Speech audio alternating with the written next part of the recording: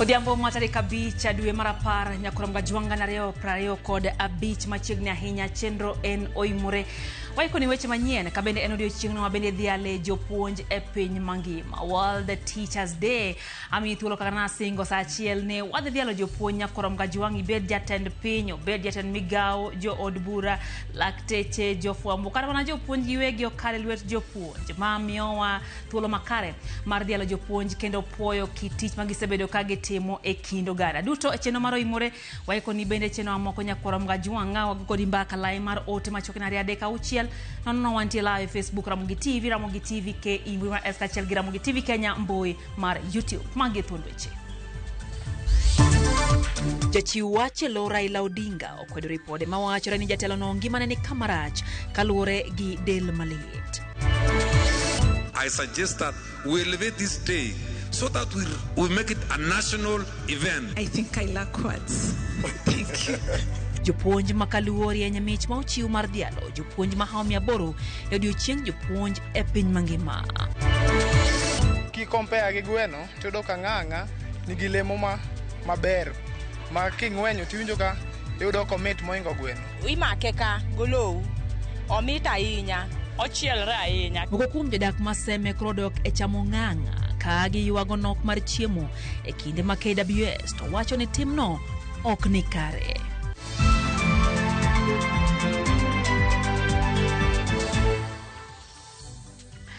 Mago mwaiko ni nyakuramga juango tingo mano mare chiemo mar ng'ang'a masani dhi mbele seme cheno ni maro imorego kodo mbaka kaka nase nyisi wantie kanyo gi Lizo tieno ma en jaloko marwa nyinga Lydia Hukeyo machiegni aput mar kuku machwalo wach hello Ogai marudi Raila Odinga okwedo weche moko malie kore ni Raila dendelet utemo chiu gi jachiw wach hello Dennis Onyango Raila onge kod luoro moramora oyango ni chal mar ngimane ni kare kendo mana kaka osetime kinde mokalo kanitiere wach mawinjo bed no ganda ng'eyo to gibiro keto yo makare kaka mano yango ni en adier ni Raila nyocha odhi e piny ma oko chieng' tich abich kaka Walter Nyambaga leronoa. Gin weche mosebedo ka fuong'ore chakre juma mokalo kendo osebedo ka omako mach mbui ka weyo ka jopiny ni kod penjo kama dibed ni Raila Odinga nitiere to kod ka oponi ngimane ni maber.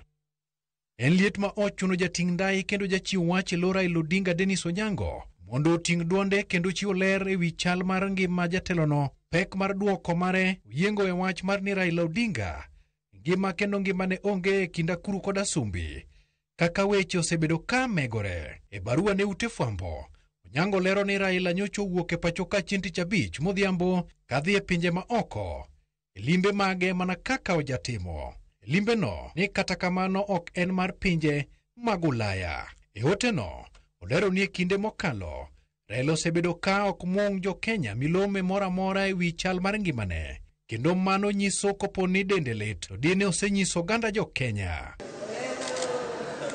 Apis Raila oseyo josiasa maketo serikal tesre mawacho ni machwalo weche mbui kokalo kuom jondiko mag mbui to kod lony manyasani mag AI nyiso jopiny ni ngima Raila ni andaki. Milome mare omulo nying Rigathi Gachagua, Kalonzo Musyoka kod Eugene Wamalwa kaka josiasa ma itiyo godo e yore mag oledhi nyiso jopiny weche ma ok adieri e wi ngima Raila. Oteno bende yango ni tiyo kod weche mag miriambo e wi Raila Odinga yande josiasa makwedo serikal tiyo godo e kinde mane Odinga manyo kom mar riwruok mag pinje mag Afrika AUC. E duond bura mar Wiper Patriotic Party kata kamano ochiwo duoko mar oyaroya ka owacho ni jatendgi Kalonzo Musyoka onge kod lwedo e weche mamulo nying Raila Odinga. Milome mar Wiper oseyo kweth mar Raila Odinga e kuom rwako nying Kalonzo e wachno. Milome mar Dennis Onyango olieko ni weche ma iwacho e wi ngima Raila Odinga e gin joket sirikal tesre ema temo tiyo godo mar ywayo jatend piny William Ruto gi sirikal mare. E wi mano ma omedo ni Raila Odinga biro medo ngirore sirikal ka en e Kenya ka kata ka en oko mar Kenya. Walter Nyambaga, Ramogi TV.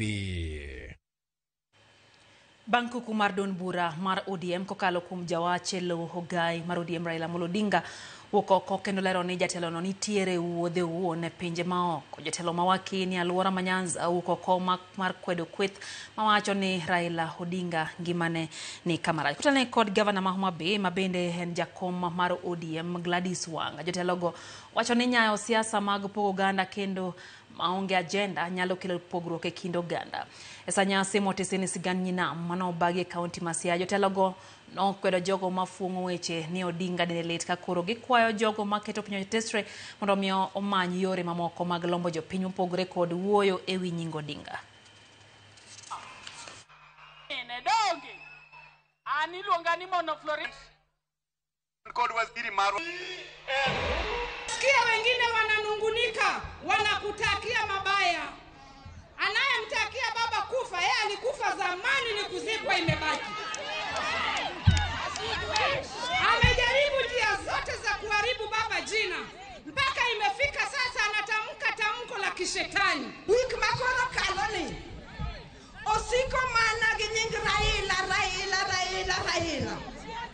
sali koro bukre ni Raila tuo mochiegni mana tho. Wasebedo kwa ling kamine kendo jotelo mag ODM niketo kwadwa ni koko bede Kenya ka to kwadi yene ni mondo yani Raila. We are all created in the image of God, and there is nobody you can fail not to be sick at one point, working on an assumption, because I'm a researcher, working on an assumption that your assumption and propaganda was somewhere near 1%. Watu wanajiita opposition. First of all, that very called opposition is imploding. Because what one called Gachagua is such a divisive character. Such a divisive character. He cannot bring people together. Baba is a uniter. Gachagua is a divider. And even Kalonzo, I want to warn him. This man is insulting even those who are supposed to be his partners. Jatend piny Kenya William Ruto konera were mondo mi oti kod thuolo maduol matawo yiere pacho ka IBC ochiwo mondo mi gindikre kaka jolut ombulu. Ruto ne lose kinde alam mano bagi kaunti ma Meru okone joma tindo ni mondo giyud kitelo magigeto to nyaka koro gikaw kad mar ombulu. Jatend piny bende oseo joket sirikal tesre ewi siasa ma onge kod mise. Vijana wetu muko na nafasi ya kuchukua kura ndio muamue uongozi wa taifa letu tukienda mbele. Hawasemi barabara, hawasemi stima, hawasemi vijana wapate kazi, hawasemi chochote. Kazi yao tu ni hewa, kuongea mambo ya bure. Na hivyo ndio vyo Kenya imechelewa. Nchi zingine imepiga hatua ya kwenda mbele. And therefore we want to thank the church for being partners with the government, not only in the spiritual nourishment of our people, not only in the stability of our families, but also in the economic progress of the people of Kenya and the communities and families of Kenya. Wadhi kaunti ma Siaya kamaleta ni migao mateko pionda yose jotelo moyiere gwenge makaluo ewi kwan manok mar jogo mosandikore kaka jolut ombulu e Aluora Manyanza kuom thuolo mar juma achiel nyaka nyocha chenro no chakre. Wandai wacho ni IBC beto ndiko kwan jolut ombulu manyien moheoji 800 e Aluora Manyanza, to mano ok nyal chopo kare ka jotelo moyiero ling ma ok olando injili mar ndikruok kaka jolut ombulu ne jopiny. Ne gilose sach nyasi mar alam e kanisa jokopere mar Ang'ala e kar chung'od bura ma Ogunje County ma Siaya. I want to make a special appeal to young people who have been calling for change in Kenya. The best way to bring change is through the ballot. So please register as voters, have your vote, prepare to cast your vote, bring the change that you want Kenya to be. I want to challenge all of us, and especially our leaders, that we take this opportunity to galvanize our people, to mobilize our people, especially the young ones, to come out and register between now and the next general election. In my estimation, these 4 counties have got the capacity to enlist additional 800,000 voters. That will take us to about 3 million voters in the minimum. million voters is not a small number. It's a number that is enough to take us to the negotiation table. So let it be a challenge to all elected leaders from this region, to ensure that our people come out and register as voters. I will personally take the initiative. Jokanyo mag UDA kaunti wa Migori osingo dhi nyime kod tiyo kamoro achiel kod jokanyo mag ODM e bwo riwruok mar broad-based government.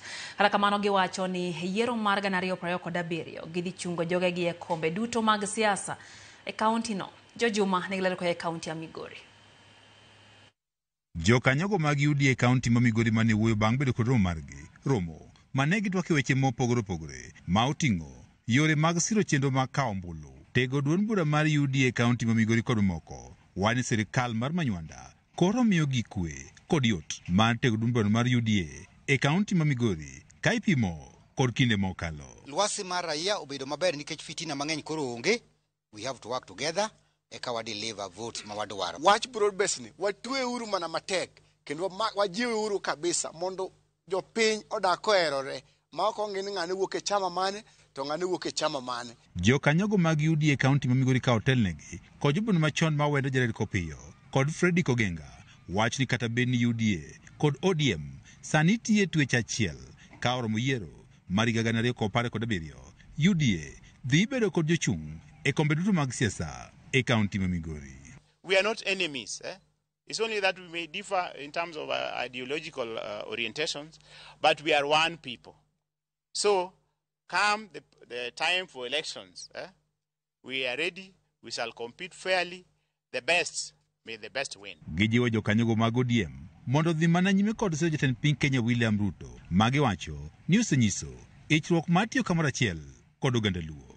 Kaluwore kaka president yuko tich, oyuke broad base, oyuke UDA, to yuke Migori, to yuke kamoro amora, an aneno ka ber to president nyaka cham to tam. Masani koro chako neno kokawo ng'ato achiel oketo yod mar State House. Koro nyaka wati matek mondo wakelne kuragi. To magi wabiro matimo ka wariwore kanyakla kaka joluo wate. Nikech maendeleo sani mwaneno katimore Luoland ka en gima fantastic. En gima wasebedo kwa misigni kote. To mana nikech peace manyoro Raila gi Ruto koriwore ukelonwa e Luoland ka. Moloyo to sike e Luoland ka joluo kwau ni wadoguru piny. Kata sirikande manywando wagi osenywando wa mang'eny. To mose paro joluo, mose paro nagi kaka mar owadwa kata jatendwa William Samoei Arap Ruto ni. To onge be pok nwanene Kenya ka. Jokanyo mag UDA kaunti ma Migori bende koro puoyo jatend piny Kenya William Ruto kuom gwelo mag tije ne mokum yawuoyi kaachiel kod nyiluo e piny owacho ma oting'o Dorothy Otieno men jod mosenindo Dalmas Otieno. Kendo wamor kuom paro minwa manyocha bedo ka konyowa ka kata joma nyocha mi position ok konywa. President Ruto med konyo youths, med konyo mine. Kubi will mar goyo erokamano ne PS marwa Raymond Omolo kuom ng'iyo nafas e government to soe jowa. Kendo wadwoko ne ker erokamano maduong' ahinya nikech odewo wang'wa. Koro wang'eyo ni kaka jo Migori wadhi tiyo kanyakla kendo wadhi tiyo matek. Wan kaka jo UDA ma Migori wamor kendo wakwayo ni med ng'iyo Migori County as a whole. George Juma, Ramogi TV, Migori. Jiang'wen owito ngimagi kama mwaka 35 oringode e od thieth ma Transmara e boma ma Kilgoris bang' gamo tuo mar nyaldiema. Koyango midhiro ma kamano director mar weche thieth e kaunti ma Narok Francis Kio okoni apisa mag thieth ma Narok oseor mondo mi okony oganda ahinya te ward ma Shankoi, Kilgoris, Transmara, West Coast, Transmara South. Ojiwo jopiny mondo mi obed motang' kendo rit ler kaka achiel kuom yore mag rakruok kod landruok tuono makoro okelo luoro e chuny jodak makono.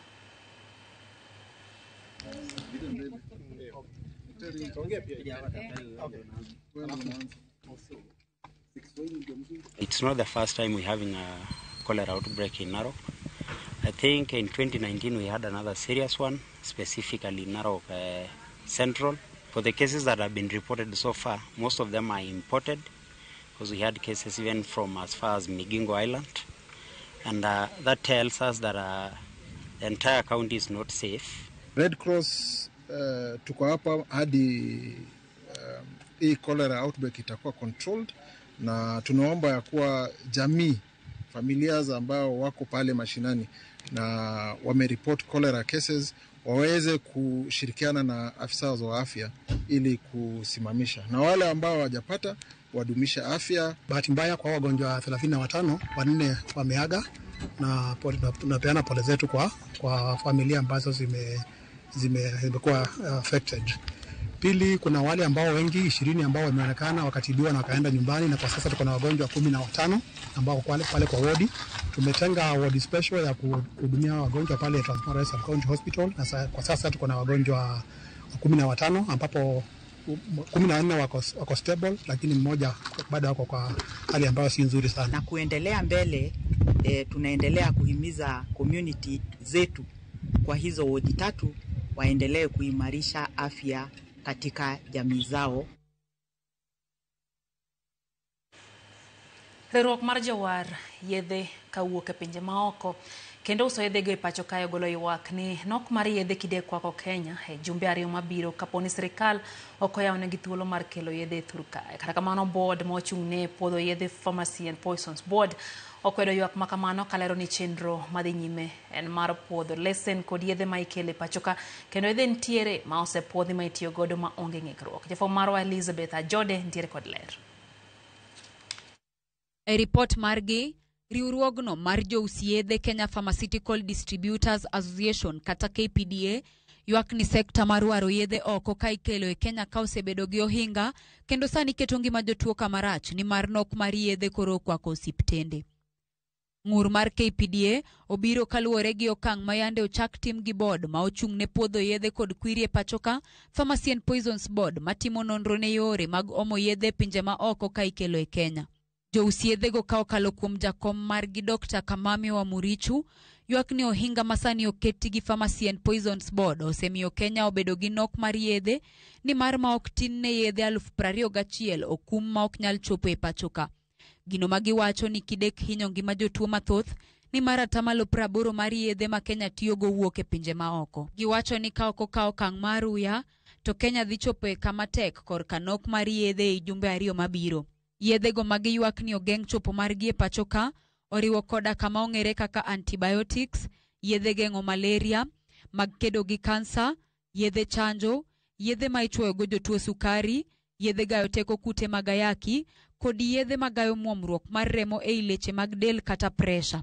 Bende luoro mar KPDA en ni nengo yedhe ma jotuo tiyogo e pachoka dhi idho ka ok oyaw thuolo ne donjo mar yedhe mawuok oko.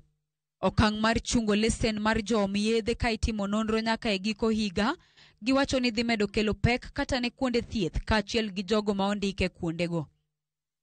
Kata kamano, e duoko margi, board ma ochung' ne puodho yedhe Pharmacy and Poisons Board okwedo ripodno ma ogol gi jousi yedhe kendo wacho ni ripodno en mamiriambo ma ok nyis adier mar wach. E ler ma board no chiwo, onge kum ma oket ne yedhe ma wuok e pinje ma oko ni mar nitie kit yedhe 9,000 ma oyawnegi kendo matiyo e pachoka. Ler mar board no en ni chenro mar omo yedhe itimo ka okadho e bwo chik kendo gi lesen ma opuodhi. E chenro madhi nyime e pachoka, board no wacho ni sani chenro mar puoth mar lesen dhi nyime kendo oyawe nyaka tarik 31 mar dwe mar 12 higani kaka inono kendo ipuodho ni yedhe madonjo e pachoka gin mago ma ochopo e rang'iny ma owinjore ma ok nyal hinyo ngima oganda. Elizabeth Ajode, Ramogi TV. Jopuonj mawuok e counties makaluo orieny mich ma ochiw mar dhialo jopuonj mahao 800 e nyasi mano bagi boma Nairobi. Mahao jopuonj 800 ma pachoka oyudo simbo kuom tich matek e rang'iny mopogore opogore. Haka ripod Yuto Mondi ma oketie duol gi George Batilero moko kuom marem ma jopuonje onyiso bende oriwo kuma mar thieth, osara kod omenda mar somo e kinde mamoko. I think I lack words. Thank you. Mago gin weche matin mag Jepkosgei Chemoywa, japuonj mar kwano kod physics e sikundi ya Wuoyi ma Mogosho e kaunti ma Baringo. Jepkosgei ma oting'o bendera mar Afrika e mich mar African Union Continental Best Teacher Award e higani mar 2025 opong' kod mor kendo wuoyo tame e kinde mane miye mich mar bedo jaloch e Afrika mangima. E nyasi ni mano yuore kod jatend migao mar somo Migoso Gamba, telo maduol mandiko jopuonje tich TSC, riwruoge mag jopuonj kaachiel kod bengi mopogore opogore. Ochiwo paro mondo losio ma ibiro chak dhial godo jopuonje moyudo mich e rang'iny mopogore opogore e pacho ka. Because of the importance of a teacher in our society, going forward, I suggest that we elevate this day so that we make it a national event, so that we celebrate in all our counties and even all our schools. So with your support, Waziri, if possible, we can make it a more... Instead of just coming to Kasarani, we make it even a more national. Gani maromo jopuonje 731 oyudo mich e kidienje mopogore opogore. Mich gi counties ma Kaluo rieny kendo golo kwan mamalo mag jopuonje ma oyudo mich ka ipimo kod counties mamoko. Kamoko kuom jopuonje ma orieny Kaluo wuok e sikunde kaka Kanga High School, Kangeso Comprehensive Junior, Yogo Primary, Ojijo Teko Mixed, St. George's Special School, St. Mary's Yala, Sega Girls e kind sikunde mamoko. Riwruoge mag jopuonj otiyo kod thuolono e mulo moko kuom rem manitie sekta mar somo ahinya to kotenore kod somo mar junior school. Today we have the challenge of the JSS demanding the autonomy. The correct steps of writing to the commission and government so that matter can be brought on table for discussion. The allocation of the education ministry should be grown to a larger proportion so that we can address the stagnation of our teachers. We must be accountable. We must unite all teachers regardless of their qualifications. Guest of honor, we must be a shining example and a light to the future generation. Moko kuom jopuonj oywak mondo mi rang kaka imiyogi okumba mar thieth moriere mabiro konyogi maonge ng'ikruok moro amora. Vile alisema comprehensive health coverage, hatukujua mjadala ni SHA. Kusema ile ukweli, SHA iko na tatizo. Kama mpangilio ni SHA na kama hakuna option nyingine, atafadhali hii agenda ya medical coverage ikuwe open tender. Kila mtu, kila insurance company yenye inaweza offer walimu a good comprehensive cover ipewe a fair chance. Sisi wote tuweze kupata the best quality medical coverage. Telo mar migao mar somo kod duol mandiko jopuonje tich to poyo kang' ma sirikal mar Kenya Kwanza osekao e ndiko jopuonj mahao 1,100 nyaka nigi kaw telo. The government has employed a historic 76,000 teachers in 2 years. A further 24,000 teachers are to be employed by January 2026, making a total of 100,000 teachers in a record 3 years on course to bridge the teacher shortage. We also do online recruitment process, and we have devolved our recruitment process. And as we talk now, we have already advertised the recruitment on 24,000 teachers who will be in classes as per 1st of January. The interviews will be there in December. Weche maori omenda mag somo ma ichwalo ne sikunde idho jopuonje ngas mamalo mag tich gin moko kuom weche ma omule kinde romono, kendo telo mar somo osingo mar kelo winjruok kod jopuonj e weche mag ichwalo. George Bati, Ramogi TV. Kora mgajwanga geduond ripodno waduto watekae wakwayo ne jopuonj kamora mora ma intie to in japuonj winja maber nikech wamor gi tich mitimo kumora mora ma itime kendo wakwayo ni hayo makare hayano kanyasi nelera ahinya no kanyo japuonja kelo misori mane na pisa mar kupet gi jowete ne gintere kanyo mwalimu kawa hayo maber mara nyasi no mara chieng' dhialo jopuonj. Ayano bende Ali KE wacho ni gin gidan gi Veronica. Japuonj Dennis Otieno ma St. Patrick Segere wacho no kao poch gi pak. Dennis Omwa Masuba wacho kanyo ni entiere kodwa Nyandiwa wacho kanyo ni weche gichopone gi anyuonde he yo makare.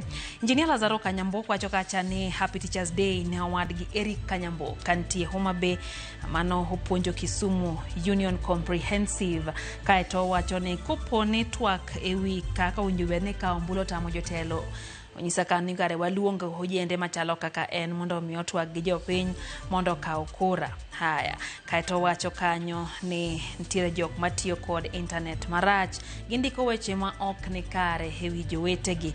Wacho ni ok en gima kare ahinya kendo winjo bed ni oganda rango e yo bende ma owinjore. Eno bende ote mano mara Pastor George mara Homa Bay Full Gospel Glow Church wacho ni odiochieng' ni mar jopuonj mangima oparo the late retired teacher Justus Okeo kuom japuonj Vida Bugo manyal kinyi kachiel gi Phyllis Bugo mar Magina Primary, karo Pastor Elizabeth kwayo hai maber ne retired Principal Julius Bugo yo kod Madam Margaret Bugo magwa sigod bura. Giwacho kanyo ni hai maber ne jopuonj duto. Eno bende ote mar Caroline Oricho mano mwalimu onyisa ni Madam a teacher is better than mano teacher Caroline Oricho of Rapogi School Seme. Wacho kanyo ni gin kanyo gi Mr. Ura gimor gi Ramogi TV. Kaeto wacho ni kata kamano nitie gi japuonj ne moro mokwongo iluongo ni Madam Beldin Oricho, wacho ni en bendo kone hai makare. Isidori Omolo wacho ni owuoro ne joseme timo nang'ono kar pidho gwen. Haya, wacho ni kawuono pako japuonj ne mosendo jakwath Albert Ouma Ombata mano wuod Kasipul Kachien okone hai maber. Antifical Juma wacho kanyo ni omor gi chenro mar Ramogi TV, wach mar joseme no ema wacho ni omako dhoge ahinya. John Siso kod minode Han Siso ntire kodwa e chenro bende. Kaeto aneno bende ote kanyo mara Madam Vida Bugo wacho kanyo noro pochi pak ne japuonj Elekia Seko Marodi School, jopuonj mag Nyal Kinyi Comprehensive School duto kotelne kod Mr. Charles Odenya olamonegi dhi maber nikech jopuonj wacho ni puonjo nyithindo gi chuny gi te Nyasaye mondo mi ogwedhgi. Wan bende wacho ni Nyasaye ogwedhgi duto. Abiano Mandela ni ala mar Kibiri Ward wacho kanyo chope chenro yo makare, wacho ni ng'ama gombo ne baba rachno dhi neno wuon okwa mama gi Gladys Wanga. Wacho ni mama Gladys Wanga mondo mi ononie, wacho ni ntiere weche moko mag dongruok kanyo modwaro ni mondo rangi. Chieng' mwaka ntie Kisumu aneni kacha in bende wacho ni Happy Teachers Day ne jopuonj duto te mag Lake Comprehensive School. Kaito bende aneno kanyo ote mano Orika Chand Robinson wacho ne odhialo Mr. Eli Kisulu japuonj maduong' mar Gospel Cage Comprehensive School DHT. Kaito wacho ni Madam Omito kod senior teacher Madam Easter Agutu bende okawo mos wage kendo okona gi hai makare ahinya mar odiochieng' ni ma idhiale jopuonj. Frederick Barak wacho kanyo ni Happy Teachers Day to all the esteemed teachers and instructors.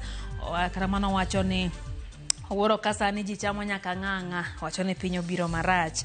Bende Nelly Obunga wacho ni retired deputy principal mare Majengo Secondary Mr. Luande Wodalego okone hai makare.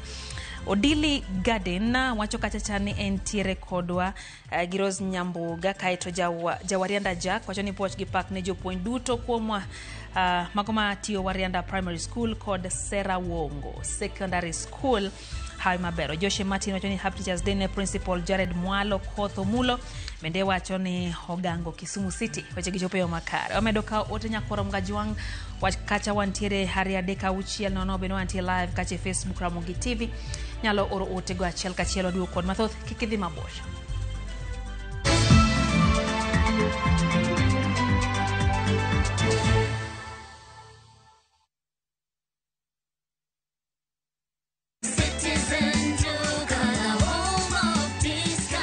Why pay more when Citizen Duka and Quickmart bring you massive savings this week?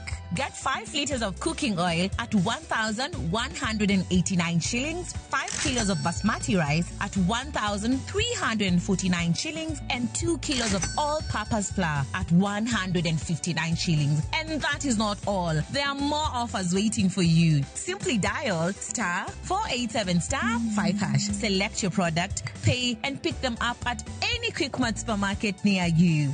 Citizen Duka, the home of discounts. Citizen Duka, the home of discounts.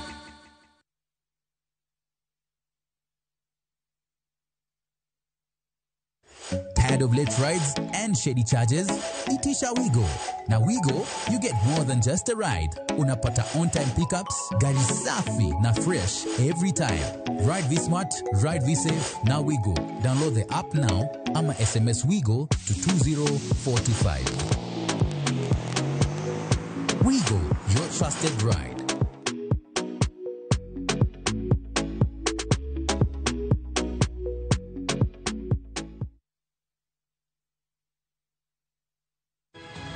Nyikwa Ramogi.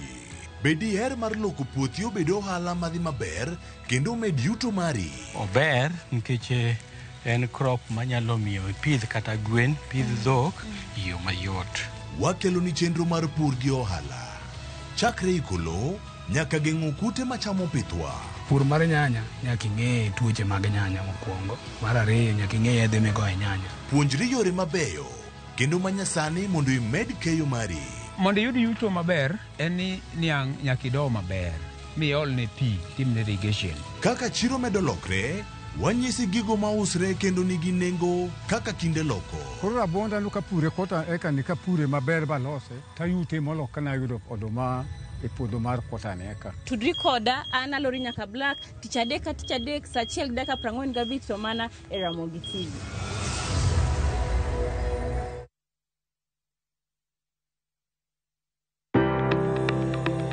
Ringreni wuoyo, to be ichiko iti, en aonda, rem mora mora, en ranyisi ni ringreni wuoyo kodi, e penj laktar, walero weche ma ringreni temo nyisi, ka wakelo ni paro mag jomolony. To wacho ni mondo mibed gi rageng' maber nyaka bed ni chiemo makare, nikech askeche gi iloso kuom chiemo makare michamo. Paro manyalo reso ngimani. Kochopo kar food allergy kae, to kinga ma del ma ng'ato chako gore gi chiemo mochamo. Kod weche mag thieth mayudore achiel kachiel kuom joma olony. Nyalo bedo ni ng'ato nigi ratil man malo. Koro konyono to choke cartilage ka toyore konyono gi ratil mare man malo. Mano nyalo miyo bende ng'ato nyalo yudo arthritis no. E penj laktar gi Ruth Otieno, wuok tich nyaka tich abich saa 12 odhiambo, mana e Ramogi TV.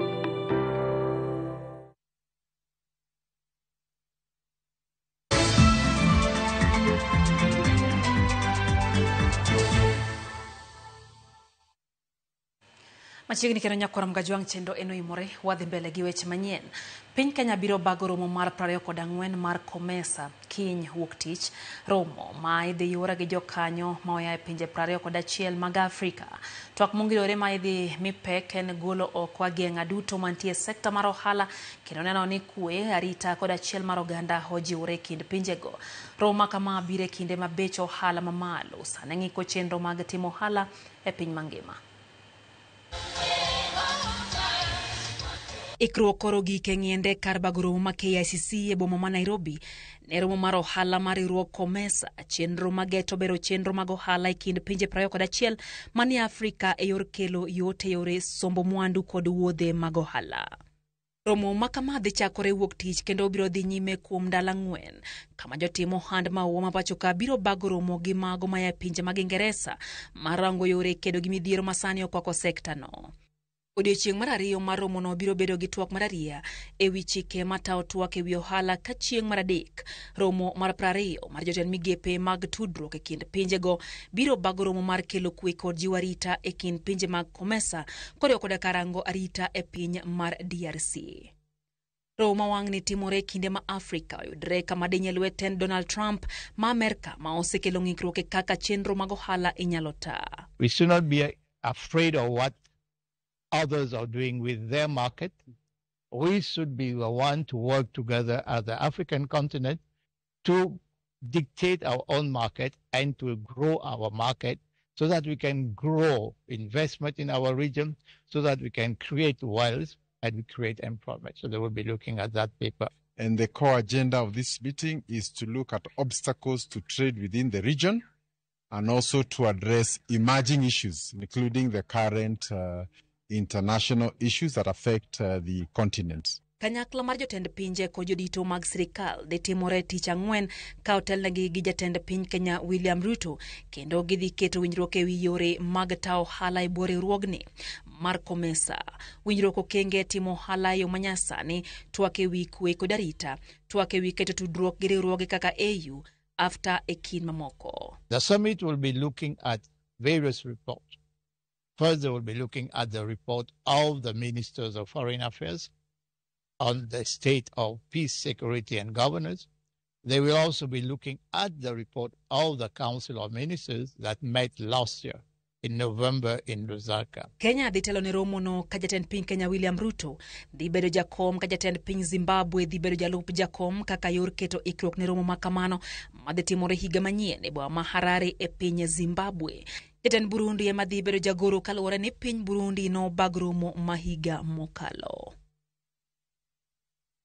Jatend migawo mar omenda John Mbadi omedo seyo josiasa makwedo sirikal ma osebedo kawacho ni ochumi mar Kenya okethore. Mbadi wacho ni ochumi sani dhi maber ahinya to bang' kane ochug sirikal mar manywanda mar broad based. Owacho ni weche mag ochumi mar piny ok nyal losi e rombe mag siasa kata liete ka okoni kweth makwedo sirikal ok nyal yie ni ochumi mar Kenya dhi makare nikech ok gidwa jatend piny Kenya William Ruto gi piny owacho mare. Nolose kinde nyasi mar Sidha Yanga riwruok ma jofwambo weche kaunti no ma Homa Bay. Jalup gavana ma Homa Bay Yugi Magwanga, jaod bura ma kaunti no Dr. Joy Sosogo kod apis Saidul marango chenro mag jofwambo Media Council of Kenya e bade maimbo mar Kenya Teddy Evans Oundo to nojiwo jofwambo mondo mi Homed bedo e lai manyime mar keto jo Kenya lere weche matimore. A debt that has come enough for payment in 2028.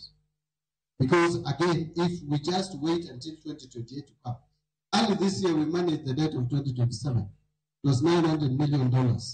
We paid off almost 600 million. It will not put a strain now on us as it would have done if we waited until 2027. Now the 2028 one, $1 billion is not small money. If we wait for that time to come, what would happen? What would happen is very simple. You'd send signals that Kenya is going to default. The moment that signal is sent into the international market, the net effect of that is that the shilling will lose ground to the dollar, like it happened last year. So when you hear people in funerals, the economy is not managed in funerals. The opinion about the economy is given by people who understand the economy. So we are doing our best. I don't want to bore you with the numbers and figures and statistics and all those terminologies, but just get, if you can forget everything else, just remember that Mbadi said our economy is doing very well. Koya mabe wadhi seme mokuom jodak maseme koro oloko kit chiembgi kendo chako chamo winyo mar ng'ang'a ka giywak nikech omedre. Kata kamano apisas ma KWS owacho ni okang' ma kamano ok ber ni mar oduoko piny kwan winygo to bende ring'o no kidek bedo kod midhiero moko kaponi ok onone malong'o. Jafwambo marwa Bill Gates Odua odwaro lerno kendo miyowa ripodno e yo machal kod mae. Ma en dho wath mabaw. Achiel kuom dhowedhe mayudore kar chung' od bura maseme e kaunti ma Kisumu. Kuom kinde mogwaro, jodak osebedo ka ywago nok mar chiemo magiwacho ni ikelo kod dok chien e yuto mar Kilua mar rech. Jodak e dho wath mabaw e gweng' maseme koro chuno mondo cham ring winyo mar ng'ang'a mayudore kar rito le mar Ndere kaluwore gi midhiero mar nok mar rech ma osebedo ka okwako gwenge makono kaka jolupo lero. Inege kochakre Oremba kocha kamono Thany Beach kaduogo yo Bao Beach koni.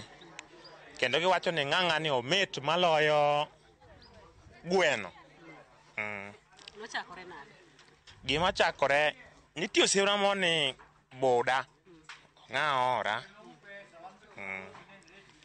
Ng'aora. Ochamoga ng'ang'a kendo oketaga ni bano mesa gini kaponi nego bene gini kikodhi nego bene wagoye kata gi kidi mondo watem mang'o ochame. Kata mine matiyo tij magawa bende wacho ni jodak kod jolupo osefwenyo mit mar ring ng'ang'a magiwacho ni yudore mayot kaluwore kod ng'eng mar chiemb gwen mamiyo gipugno mapiyo. Ng'ang'a setedo tenda ka ochielre ahinya kendo yom.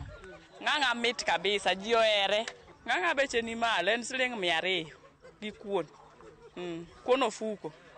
Itede maler gi nyanya iye en 200. Ng'ato ka ng'ato chamo. Giwacho ni mit mar ng'ang'a gi chich ni kelo kod chiembo chong'a mayudore mang'eng e dho wath mabaw e yo mayot kendo pachgi paro ni othiedho tuoche moko mag ring del. Koro ng'ang'a en winyo moro maduong'.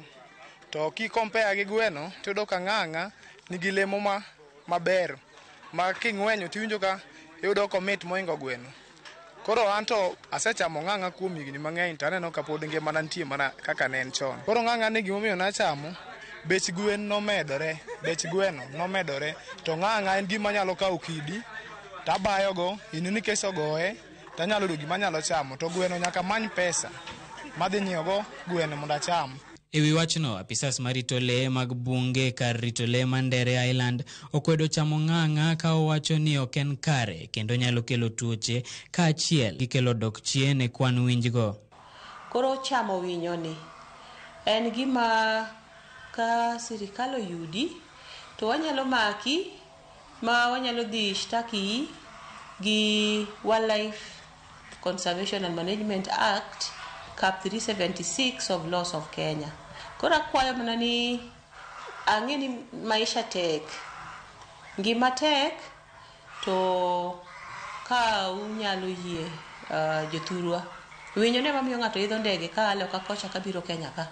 Koro kwa chamo winyo ni mawatieko to nyiso ni wan ok wadwa ni wabedi gi welo, to ka wasekoso bedo gi welo ok wabet gi gimiluongo ni dongruok. Jodak kata kamano omako chuny ni ponono nok mar chiemo biro medo bedo e nam Lolwe to yor tony en chamo ng'ang'a kaluwore ni pok gineno midhiero moro amora. Bill Gates, Odwar, Ramogi TV, Kisumu. Mane sigano mar ng'ang'a kwa jopiny mondo mi kechen gima ywayo wang' welo. Kora muga jwange kwa oganda nyaka ng'ama or. Ane wacho kanyo ne wano puonjo jomoko chame hero hikwayo mondo me wach makamano ng'inya diriyo. Neno ka ote mar Jack Nyakwara Sur Kagweno wacho ni entiere kodwa dala jaduong' Peter Koth.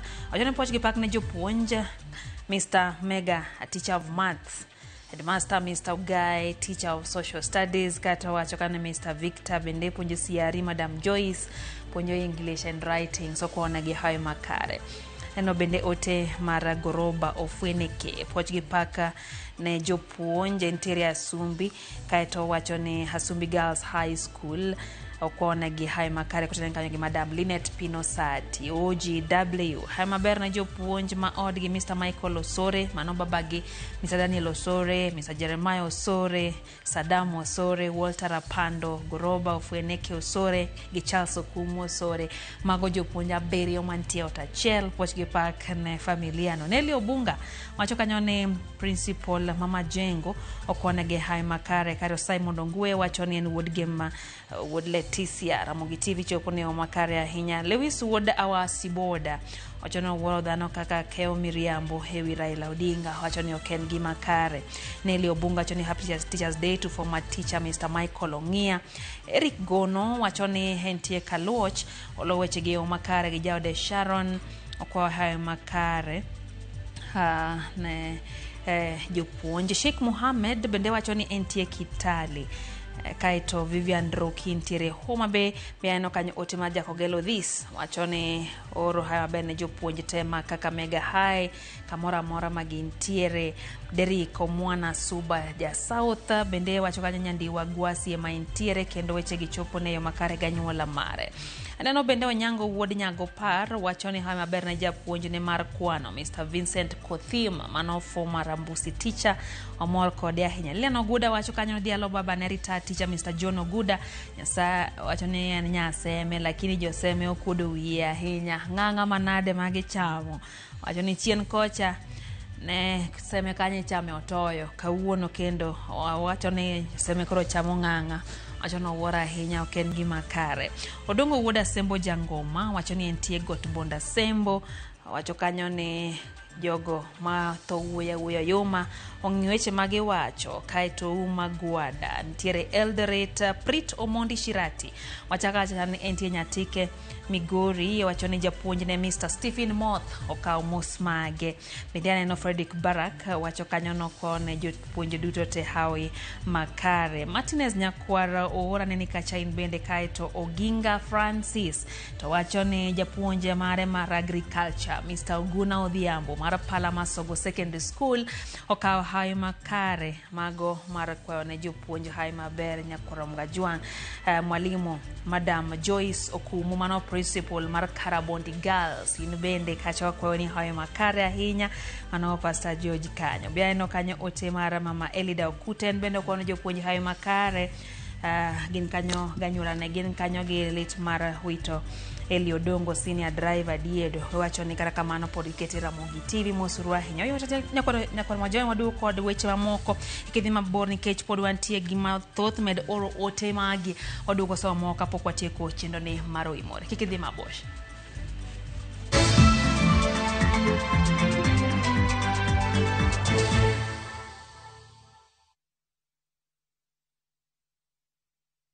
As an MC, I need to walk the talk.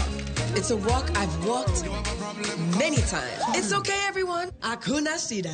Before, these tough stains would stay on my clothes, and all the scrubbing, it would fade my colors. But thanks to new Ariel liquid, it's all good. It lifts the toughest stains, keeping your clothes bright. Wash after wash after wash.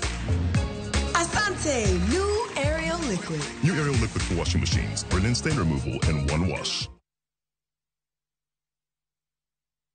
The call of the wild, golden savannas stretching endlessly, and moments that feel like they were made just for you. This low season, the Masai Mara invites you to reconnect, to share laughter with friends on safari, to rediscover wonder with your partner under endless skies, or to find peace in the stillness of nature, all on your own. From only 24,500 shillings for 2 nights with van transport or 27,700 shillings by land cruiser, View Travel makes your Mara adventure affordable and unforgettable.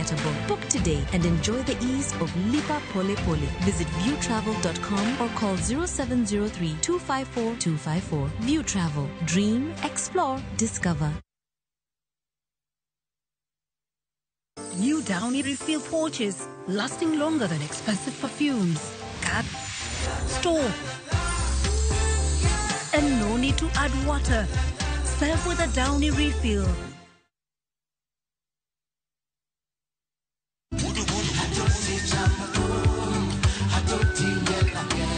Woktich ka woktich wakelo ni don ya wotonagi. Kabinet chario katichario Nyakorom Gajwang en odiochieng' mar yuto mari. Chieng' tich adek Nyakorom Gajwang en odiochieng' mar mine nyalo kachiel koda weche hera. Awendo kachopo tich ang'wen Nyakorom Gajwang wakelo ni kama nene yani TBT kod thume mamit mokalo. Furahi the edition and thum kaliech. Loso kapuoyo Nyakorom Gajwang. Ka wakelo ni jothumbe mopogore opogore. Kanyo ndio bende wakelo ni gimiluongo ni Ben Yawa.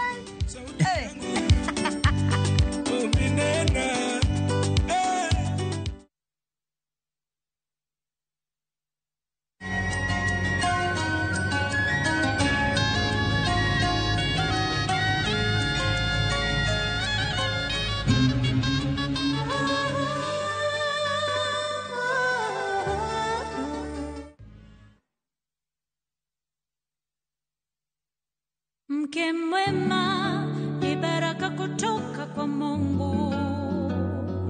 Ndivyo mama alivyonena na mimi utotoni. Mtunze mumeo, mpe mahaba anayotamani. He'll be there for you. Kupata neema kama skiza tune kwenye simu yako, bonyeza *811 *404#.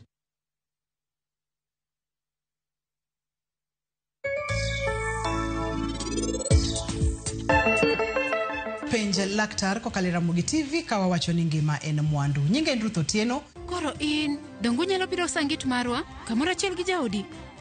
Mana diere ro kama na inya.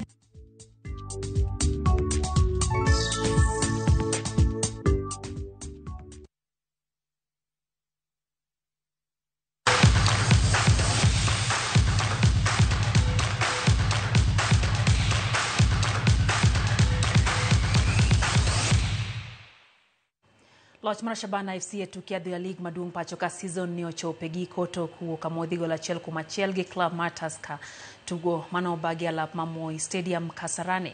Alap Madandora Stadium jaloch mokalo etuke adhula pachuka Gor Mahia no lo club mar KCB FC gola achiel kuom nono. Gol no makende ma Kogalo no logi jatugo Felix Oluoch e dakika mar 62 kendo miyo Langa Charles Konor points adek duto. Etuke amoko mano bagi kawuono club mar Kariobangi Sharks no lo Mathare United gonde 2-1 e kinde ma joloch season mokalo. Police FC no loyo APS Bomet gola achiel kuom nono. Mara Sugar no yudo loch margi mokwongo season ni tok lo club mar Ulinzi Stars gonde 2-1. Benki watu wametoboa ukuta mwisho sasa. Wameanza kukusanya noti. Wamesema wataendea mashilingi baadaye. Sasa ni noti tu zinavutwa moja baada moja.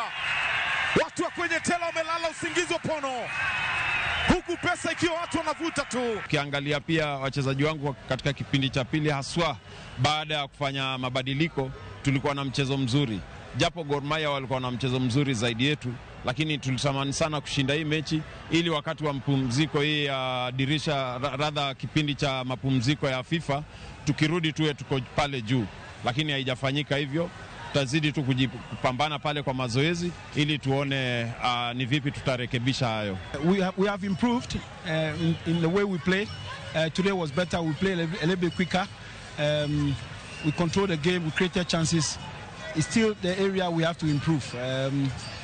We created chances, but we couldn't score. And also how it happened is what we were not happy. But if you look at the game totally, we were very satisfied with the way we played. Tim Kenya jotugo matugo tuke mag cricket kidieny ma yowuoyi hore miyudo tiko tuke mag pinje mangima e tuke mag manyo tiko mano bagi e piny mar Zimbabwe. Tim no duogo pacho kawuono tokre miyudo tiko ma achiel kachiel ka negitieke thuolo mar adek tok lo tim mar Tanzania. Kata kamano chuny jotugo poko ojok e kinde ni makoro Kenya duoge tuke gi makinde mokalo ne Kenya time maber mokalo. Tim mar Zimbabwe gi Namibia biro tingo nying pinje mag Afrika e tuke mag pinje duto ma biro bagi e piny mar Sri Lanka e kind dwe mar 2 gi 3 higa manyien.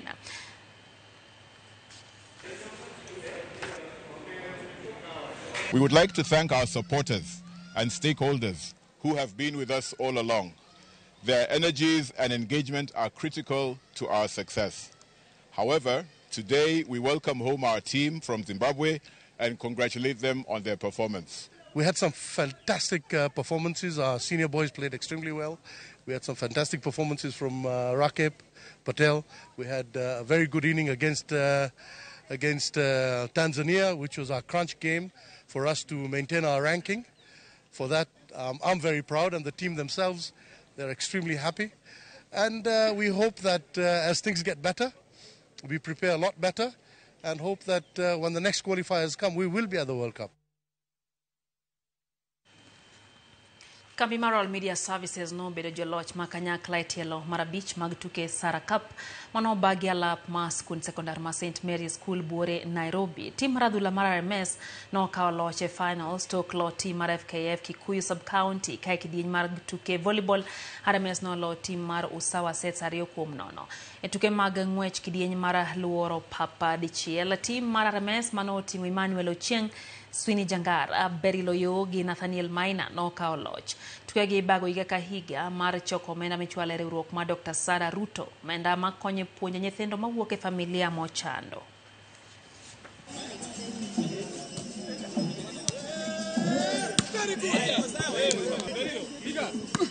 Thank you. This year, our intention is to raise 10 million. We have been raising, we started from 500,000 and it has been growing because there are many more who have this heart to give. Who do we give to? We give to the needy, but those whom society has decided are not bright. Because many fundraisers or many scholarship opportunities are targeted to the bright and needy. Gol majatugo Jack Grealish dakika mar 93 konyo club mar Everton lo Crystal